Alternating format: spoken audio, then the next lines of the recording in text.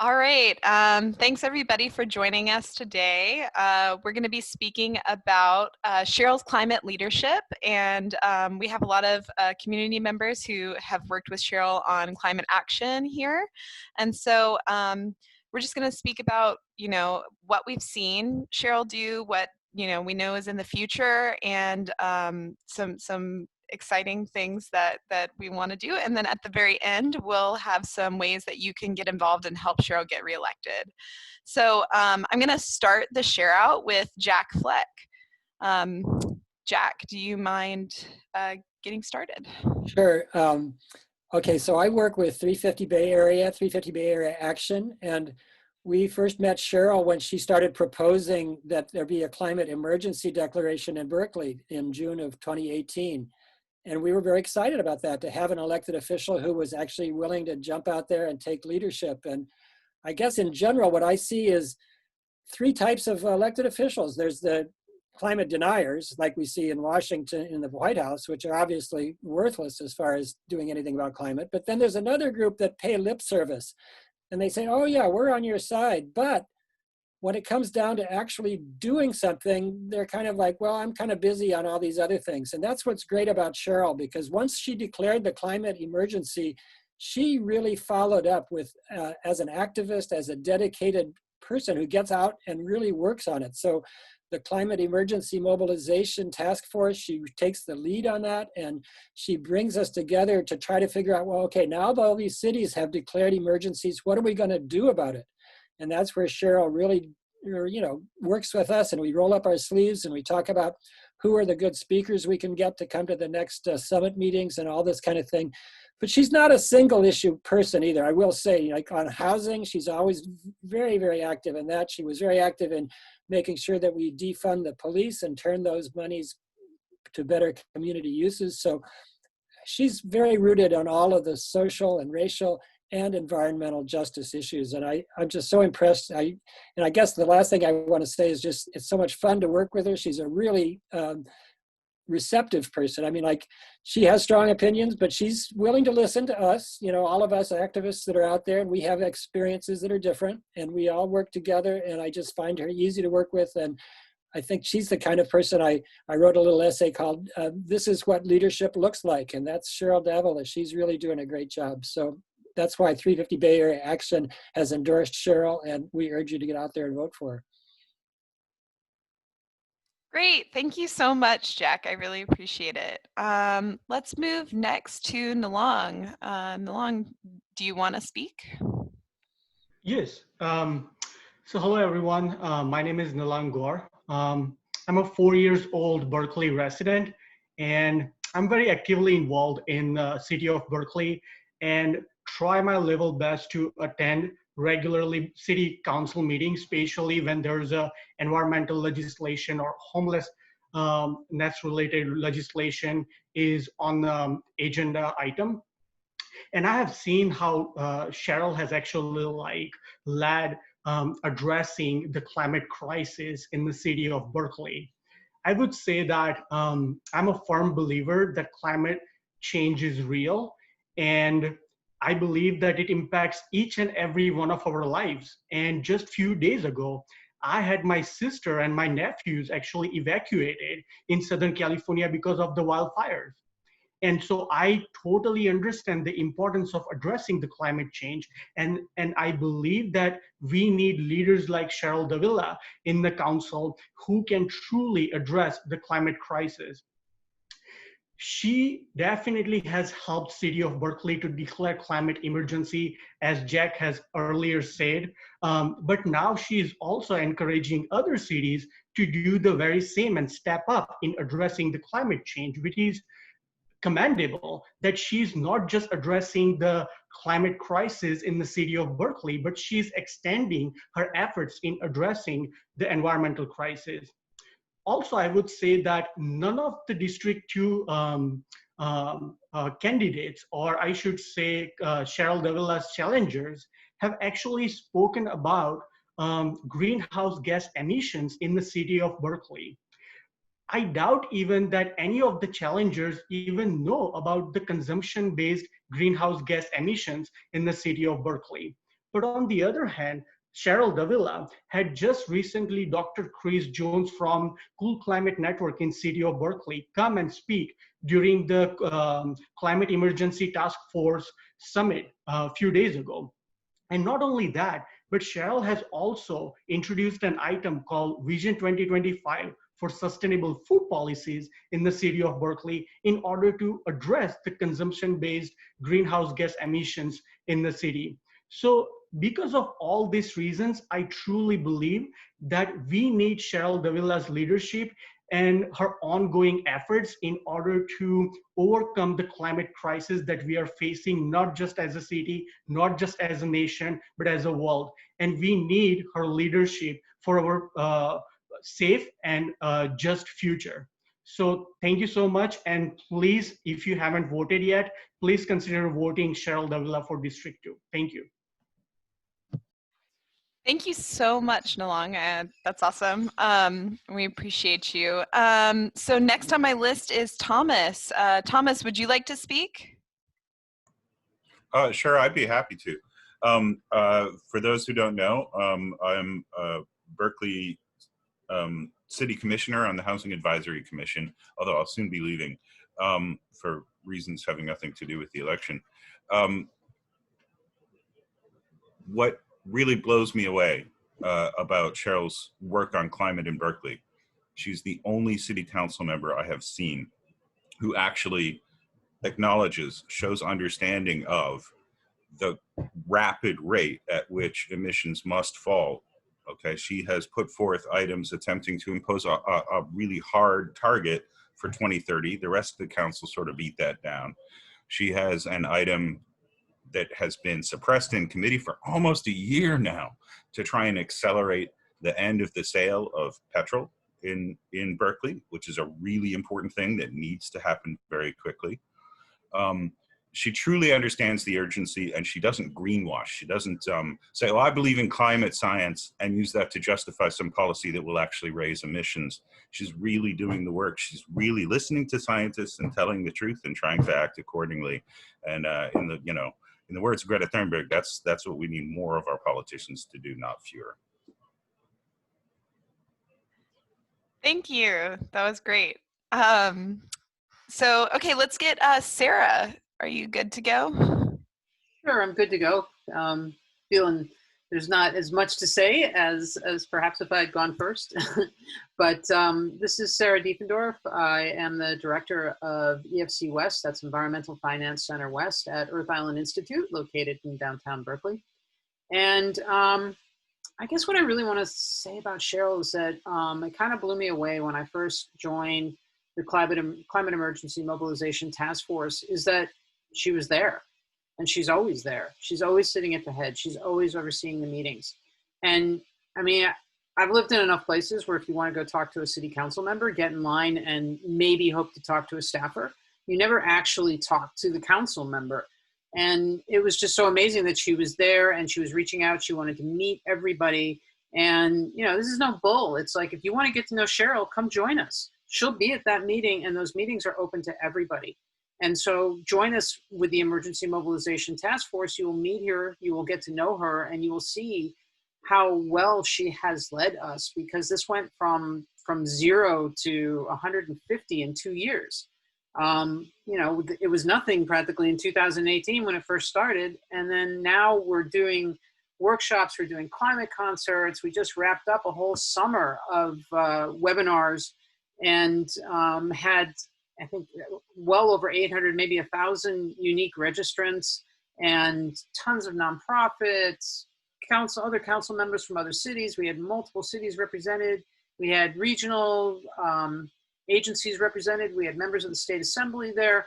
So she has really been the impetus behind all of this. And it's really kind of incredible to see this take shape and move forward and have so much power because of Cheryl. And so I just think she's been pretty amazing. I feel pretty fortunate to have gotten to know her. And I just hope she's reelected and that she's there with us as we continue forward, because we're going to change the Bay Area. So thank you, Cheryl. Thank you, Sarah.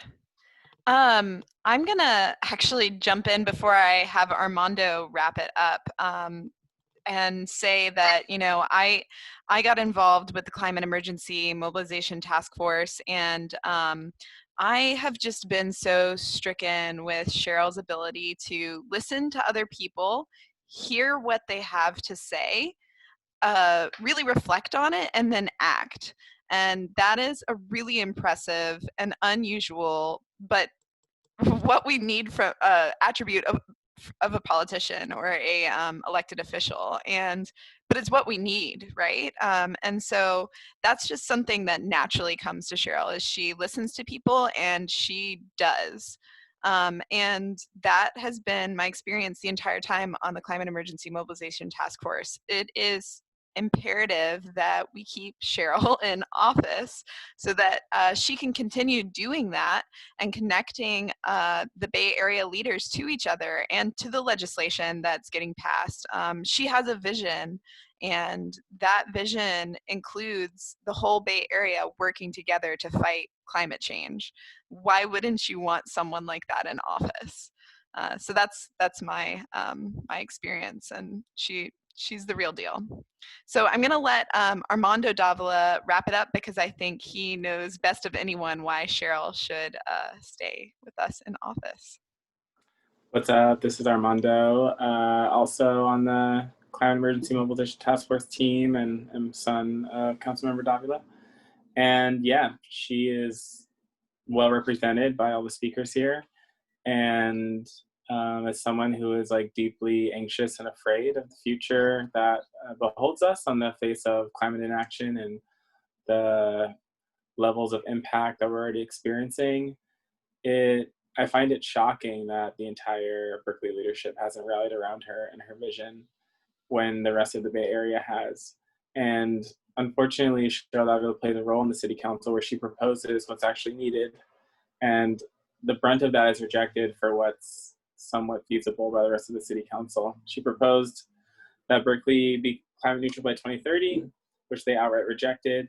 And just to correct Thomas Lord, she proposed that the sale of gas-powered vehicles over a certain price, so new gas-powered vehicles, gas-powered cars, the ban the sale of that by 2025.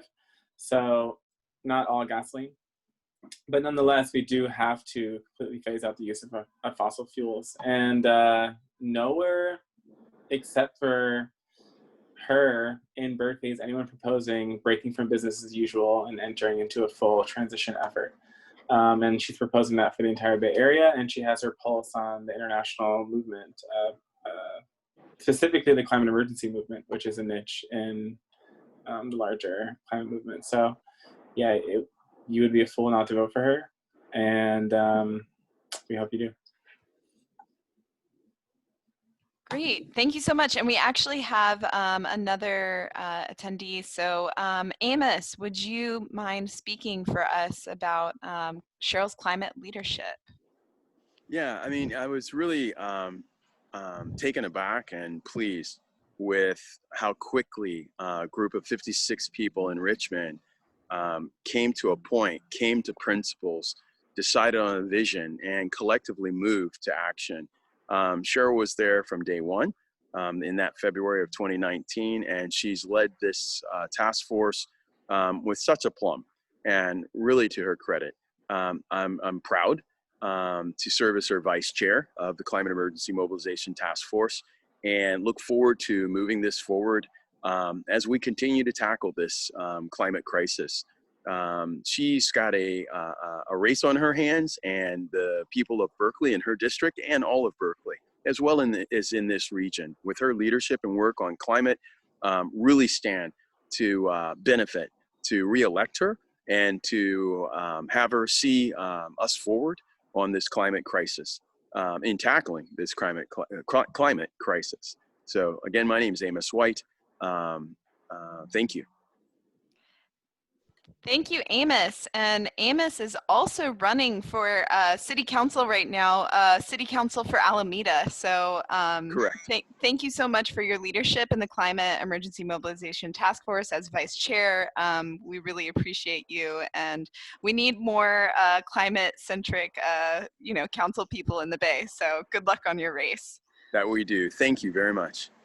Thanks. We also have Justin Richardson who just joined us.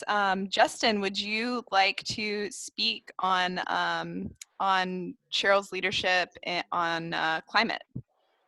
Let's see. No worries. Oh, no worries at all. Well, thanks for joining us. So Cheryl, everybody, we just went through all of these wonderful things about you and how your vision for the Bay Area is so much stronger than anything else that anybody else seems to be able to come up with here. So, we really appreciate your leadership, and we hope to heck that you get reelected. Is there anything that you'd like to say to the group at this time? Yeah, thank you. I apologize for being late, but I was in the 4x4, the rent board and the city council meeting that ended late. But, it's just great to see everyone. I mean, the Climate Emergency Mobilization Task Force came about because of the because we declared a climate emergency in June 2018. We had an ad hoc subcommittee, which stopped when the policy committees began. And I said, well, most of the people in the meeting, which it was the conference room upstairs on the 6th floor was always jammed with folks, and none of them wanted to stop meeting. So I took that initiative to form the Climate Emergency Mobilization Task Force. And wow, we've done so much in this short period of time. We've had climate concert series, which were attended by many electeds and regular community climate activists.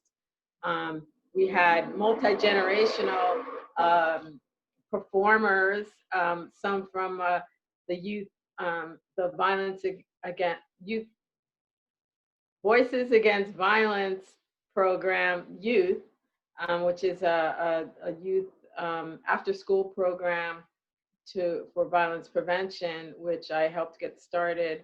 And they performed, they sang this amazing song and poem. And then other people from that organization performed as well, which was great. We had people come from Los Angeles. I mean, and we had this beautiful artwork. And then we just had really great conversations on climate during those concerts as well, from elected officials to just regular folks. And then now we've had the Climate Emergency Mobilization Task Force virtual summit series, which had several key topics. We've had 4 very successful events so far on the 3rd Friday of the last 4 months, starting in July. Last Friday was our last one, and each one has been attended by, I think so far we've actually touched like almost 1,100 people that have attended or registered for the event. And they've all had different topics, different breakout rooms, different discussions. And we look forward to the November 20th, where we're gonna all come back together and talk about the actions that we can take to move forward together faster and create legislation, share legislation, and do all the things to address the climate. So, and it's just been such an honor and a pleasure, and I'm humbled by the experience of having all the people that have spoken today and more, because when we were meeting in public, we had probably like 20, 40, 50, sometimes more people in the room for just a monthly meeting. And so and we've come up with some great ideas. The Electrification Ordinance came out of the Climate Emergency Mobilization Task Force, the new ordinance for the electrification in new buildings for the city of Berkeley. that 30 people have now taken on, 30 different cities, jurisdictions, because Berkeley declared a climate emergency, 1,790 some odd governments around the world have since declared. Just recently, Contra Costa declared, as well as Tucson, I think, Arizona. And so that is still moving forward. And, you know, we have a couple of items that are in policy committees. I believe Armando was just speaking of one or two. And so those will be really amazing if we can get those out of policy and get in front of the council sooner than later. And it's just been great to work and collaborate with all these different folks from all different cities around the Bay and different organizations and different ethnicities and different ages. I mean, we're totally diverse and multi-generational, and so many like 350, Sunrise Alliance. I mean, there was just so many people and different organizations, and it's just a pleasure to work with everyone. And we never know who's going to show up at the meetings. Sometimes they say they'll be there, and sometimes they say they won't. They don't respond and show up anyway. So I look forward to the future, to work with the climate emergency mobilization and to address our climate issues that, you know, we all are facing with the smoke, the fires, you know, our sea level rise or whatever it is. You know, we have to be united and in solidarity and work together to address all these issues. So I'm happy and hope to get re-elected in next week on Tuesday. I look forward to that day. Thank you all for being here. Thank you, Cheryl. We really hope you get elected as well. We need you. So now I'm just gonna kind of wrap this up with what you can do if you want to support Cheryl's reelection at this point. So I'm putting into the chat Cheryl's website. You can go to cheryldavila.vote/events and find out all the events that we're running this last week before the election. There's going to be 3 more of these forums that focus on some of Cheryl's top issue areas, including tomorrow's is transportation and community access. So talking about how transportation is an equity issue and how accessible our council member is to answering people and getting back to them. The one on Friday is solutions to homelessness. The Saturday event is about policing and the future of policing. On Saturday, which is Halloween, we're going to be having a campaign Halloween parade. So we're meeting at 2 o'clock at Strawberry Creek Park. We hope you can join us there. Dress up in your best Halloween costume, wear your Cheryl shirt or your Cheryl mask. If you don't have one, we'll have them there. We can give them for you. And we'll be parading through the district. We'll have candy, and it's a good way to socially distance and celebrate Halloween together. Also, if if you have random amounts of time on your hands, we are still phone banking for Cheryl Davila. So get in contact with me, Logan Avasco, if you want a list. You can also attend a training. We have them on Wednesday, Thursday. Well, today's Wednesday, so Thursday and Friday of this week. Tomorrow at 1 p.m. and Friday at 1 p.m. I'll do a quick 30-minute training on how to phone bank and give you your list and your script.